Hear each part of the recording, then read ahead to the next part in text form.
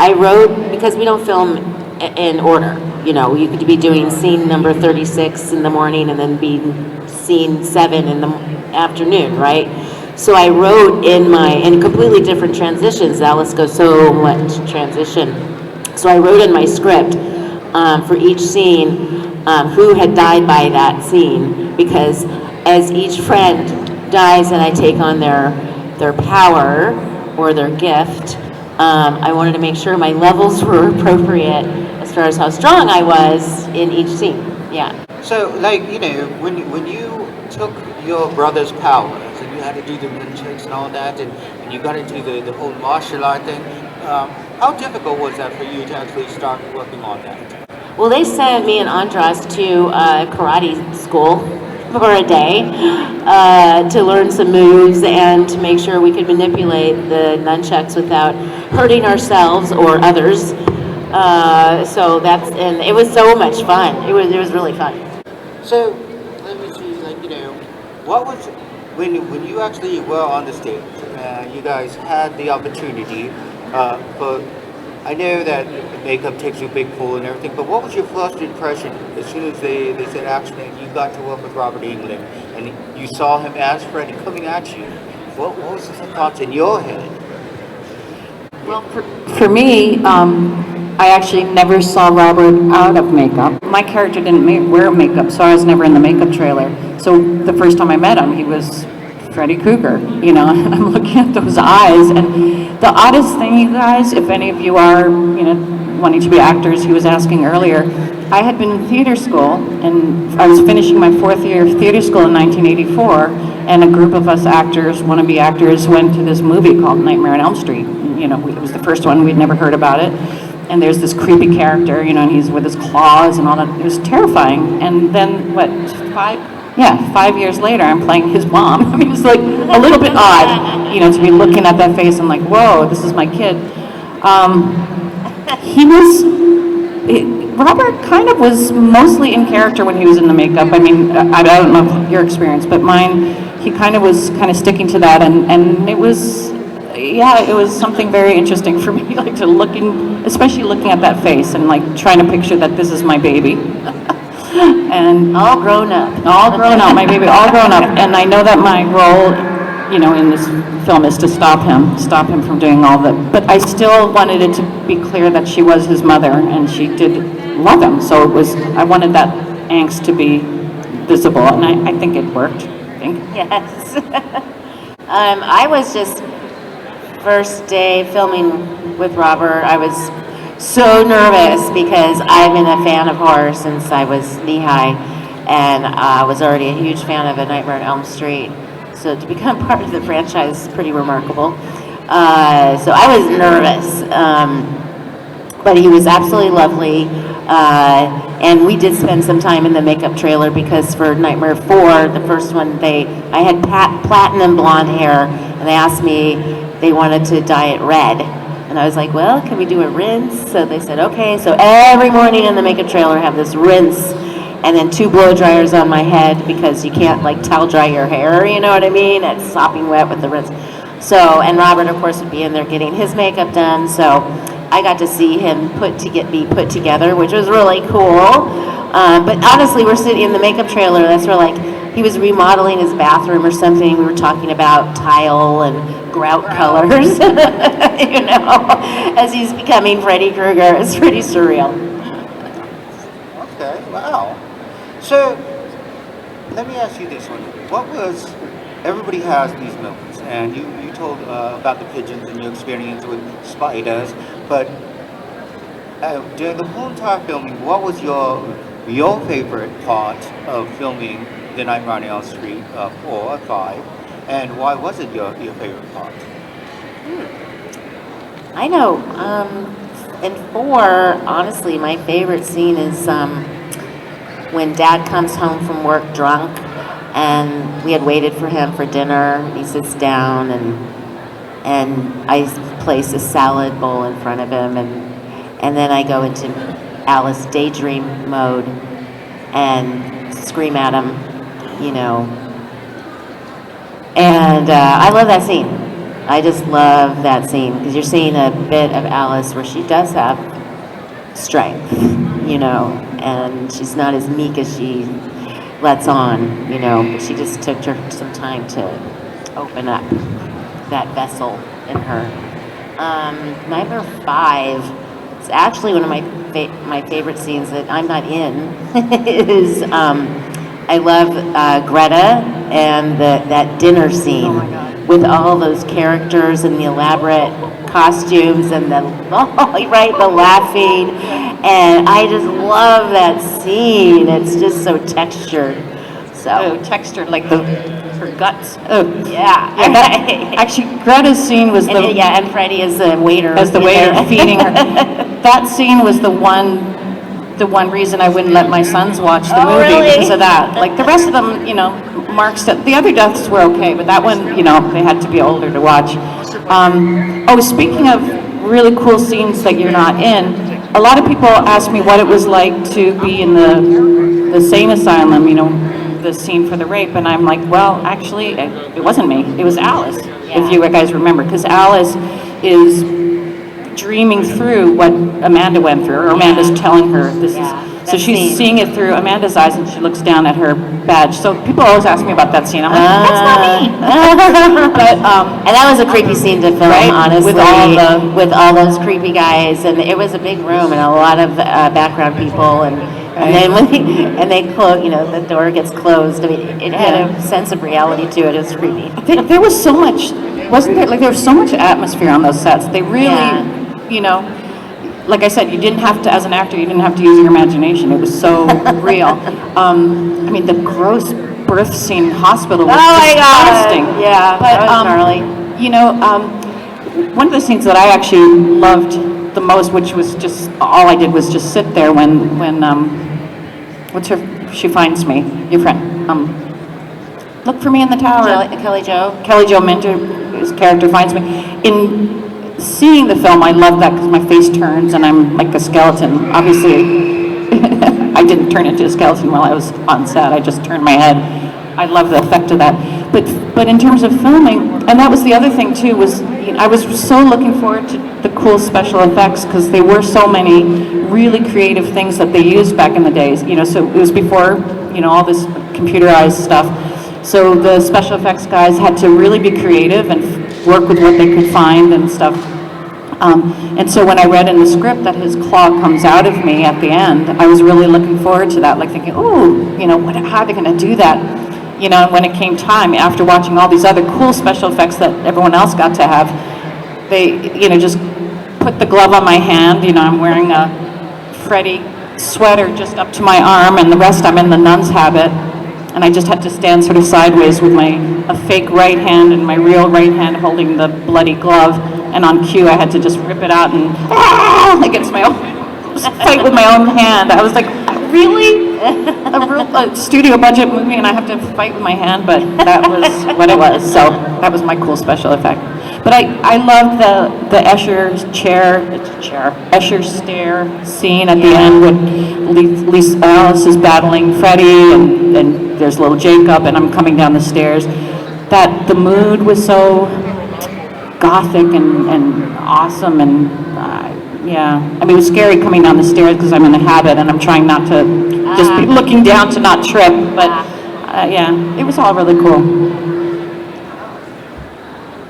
I love the fact that it's like, that was your own hands, and you had to battle it, and obviously in the movie people didn't know that. They were like, Freddy, so that's really interesting on the twist on that, because, I talked to a lot of makeup artists, and it's like, we're just going to attach it to the body here, or, the person standing behind, and they go through the side to make it look good. But having your own hand, that was really interesting, to be able to basically try to kill yourself. Yes, exactly. I've always been scared of this hand since. No, I'm just kidding. Another interesting little behind-the-scenes tidbit is in the birth scene when Freddy's being born. He comes out of me, and you hear and all that wet, drippy sound. And the other nun is holding, him, and he's wiggling around, and then he leaps out of her arms, and the camera goes to that really cool animatronic Freddy Krueger, which I absolutely love, that David Millard designed, and then he scurries away.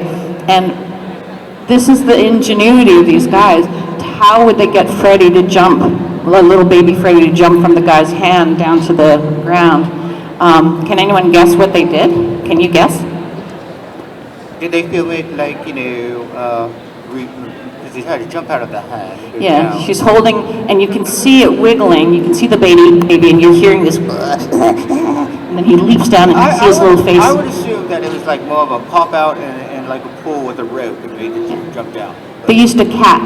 They used a cat? Yeah, it was an orange tabby cat, and they covered it with fake bloody goop.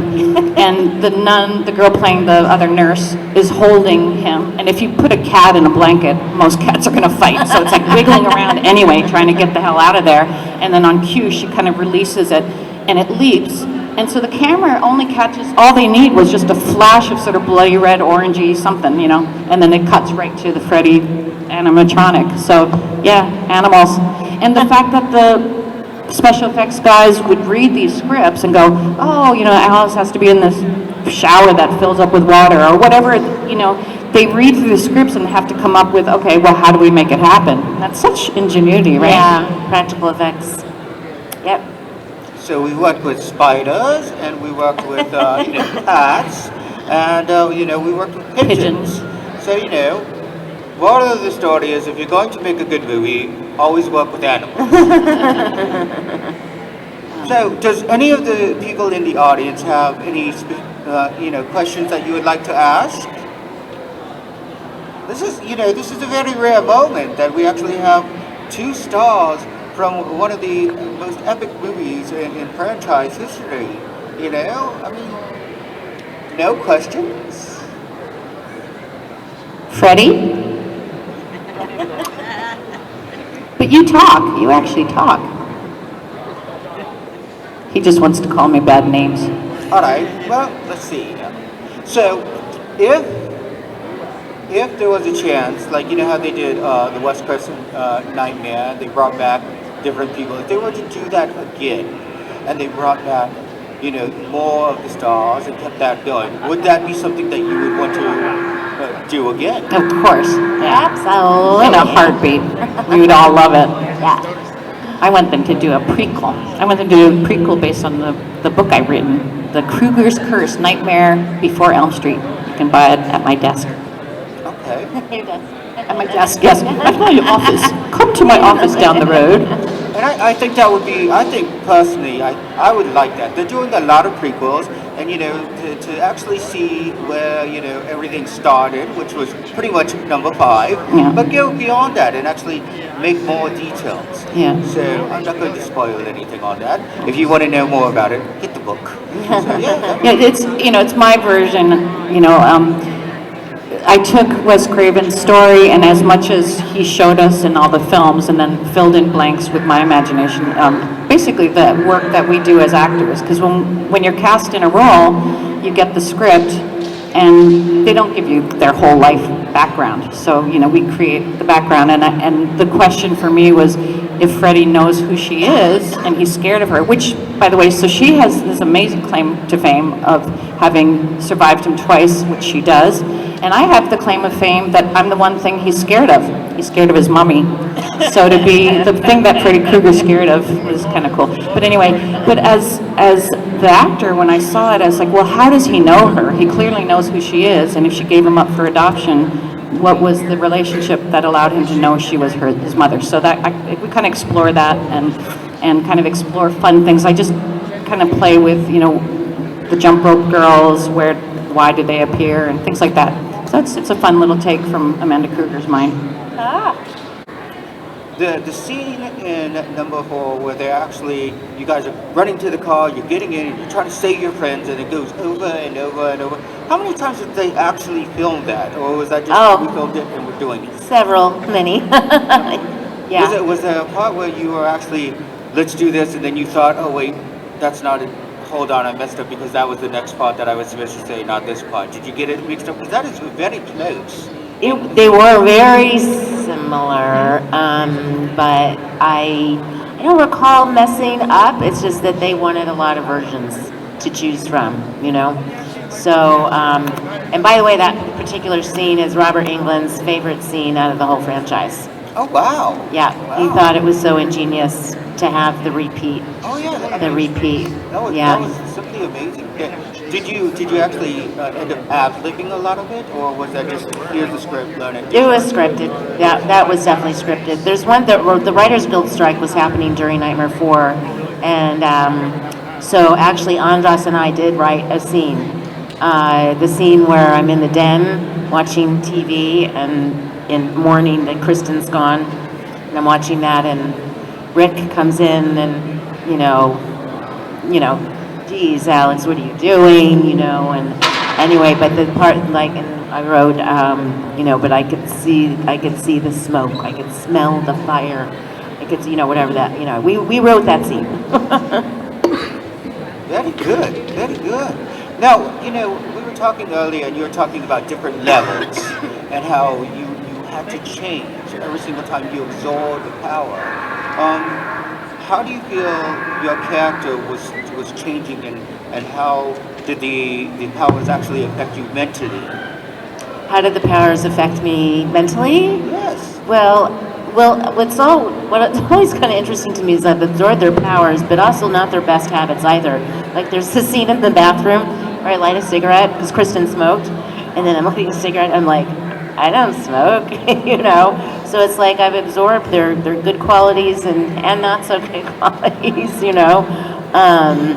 But it's more like just more strength, Just each time one of the friends died, I just was filled with their energy, their powers, That's why I had to write in the script. Right. Yeah, I mean, that was great, and I do like the fact that it was like you started. You lit a cigarette, you're going to smoke, you're like, what am I doing? Because that showed that, you are absorbing their different personalities, their habits, and their strengths, and then They really are a part of me. Right. And Yeah. then, with your brother, and you actually got the nunchucks, and you're just like, and it started going faster and faster, So, how was it like when you were actually playing this character, and, when you read the script, and then when you actually were on stage, how did it really feel? Because that's a very powerful character. There was a lot of responsibility on my shoulders. Tremendous, quite frankly. And I had done a few things. I'd done a lot of theater, but not a whole lot of film, TV work. So yeah, it was pressure, definitely. So I had to stay very focused, definitely. Again, shooting out of sequence, it's like, okay, we did this, and I'm at this level, and now we're doing this scene, and I'm now here, and it was so important to me to make it believable, that it was subtle, getting to so shy and meek to so strong, and hopefully I accomplished it believably. Oh yes, I think you nailed it. I think it was excellent. I loved seeing the transformation and how it went, and then seeing how strong you were in 5, and you were just like taking on the web. Yeah. I didn't want it to be like, oh, she's this way, and then she's, it had to be subtle, and there's 4 or 5 steps to get to where she ends up to fight the bully of all time. Yes. Matt, you have a question, sir? Yes. I know. Yeah. Yes. Yes. Obviously, Freddy was pretty big by the time of Part 4 and Part 5, but in the decades since, you guys have both seen Freddy become just a true part of pop culture in all areas, not even just horror.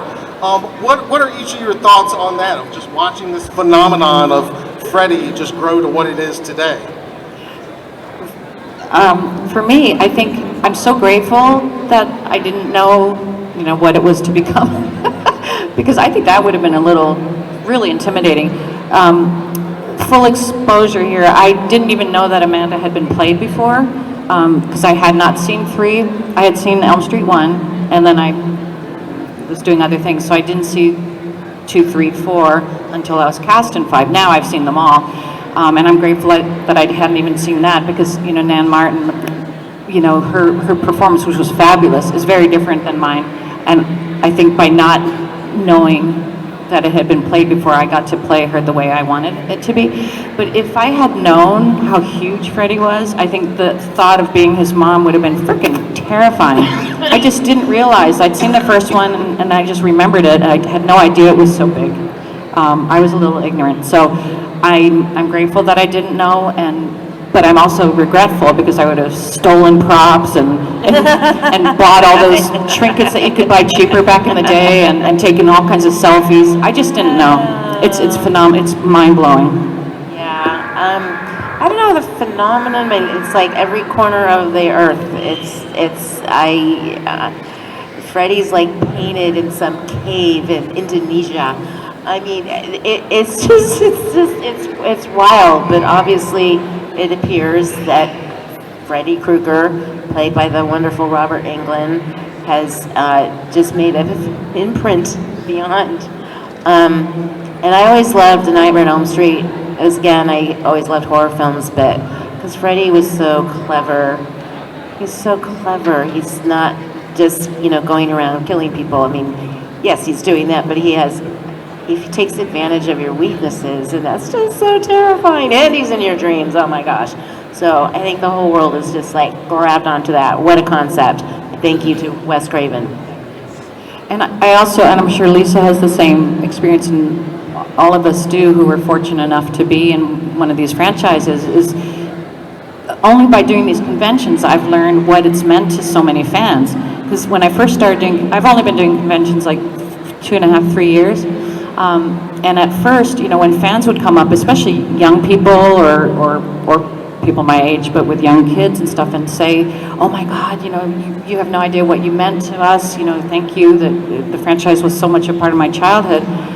I ignorantly, in the beginning, was like, "Oh," because I have kids myself, and I was thinking, "Oh, like why is that such a huge part of your childhood?" I didn't understand the incredible impact that horror films can have for people and how cathartic it can be. Lisa was bullied, I was bullied, a lot of us have been bullied, and also a lot of us have a lot of, traumatic childhood memories and things. And for me, when I would face trauma in my life, I always went the opposite way. I want to see happy. If I'm having misery in my life, I want to see something happy to lift me up. But I can see that it's also equally for other people going in deeper by going into horror, but it's fake. They know they can, it's kind of cathartic. They can watch it on the screen and it's not in their real life, and they can identify either with a killer, defeating their bullies, because Freddy Krueger, Jason Voorhees, they were bullied, right? So a lot of times kids that were bullied picture themselves as the killer, or they identify with these final girls who dive into their courage and defeat the evil, and so either way, it seems to be very cathartic for a lot of people, and a lot of kids' childhoods were, helped in some way, or, Yeah, no, Alice Johnson, I've had many people come crying, saying I've, tried to commit suicide 4 times, and really traumatic stuff, but Alice's character, you saved me. Alice's character and her willingness to, like you said, dive into her courage, pull her courage, and fight. So it's pretty amazing. Just being an artist too, in general, whether you paint or whatever, just the impact that the arts does have on our lives, mine included. You know what I mean? Yeah, all of us. And for sure, for all of us, it's like just an incredible and unexpected honor, that to find ourselves in this position where we've been part of a franchise that affected so many people, and that's still going so strong, which is because of you guys and people that have these shows and people that attend these shows, and it's 100% the fans that have kept these old movies alive, and we're very grateful for that and very honored to be a part of that. Yes, indeed. Yeah. Well, thank you very much, ladies. Thank It was you. a pleasure getting to know you on this level. And if you guys want to, by all means, please go over to their booths, get to know them more, talk about different things, and thank you for coming to the panel. All right, thank you, ladies. 1, 2, Freddy's coming for you. 3, 4, better lock the door. 5, 6, grab your crucifix. 7, 8. What should I say? Better stay up late. Oh, There's a it's stay up late, late. better stay. Don't stay up late, better stay up late. Yeah. Sorry, I failed. I failed miserably. But I can sing anything from Mary Poppins, so I don't know what to say. Any request? Oh, while we're speaking of singing, this was something I didn't know until I watched Elm Street 5. I'm singing in it. Did you know that? So when they look for Freddy, when they look for Amanda in the tower, every time there's a scene where I'm supposed to be somewhere, if you listen, there's like this creepy, quiet, that's it's you? me. Oh my God. And that's what I had done in my audition. I was like, oh, because I played in so many plays where I'm a nun, once a Catholic, Really? yeah. So once a Catholic, qui cum padre et filio, simul adorator. Anyway, it's this Latin, awesome. and they used it. That's great. I'm not credited, but it was definitely my voice. So who would like to see Lisa and myself? And there's a number of singers in Elm Street. Would you like to see the Elm Street girls on tour singing? Yeah.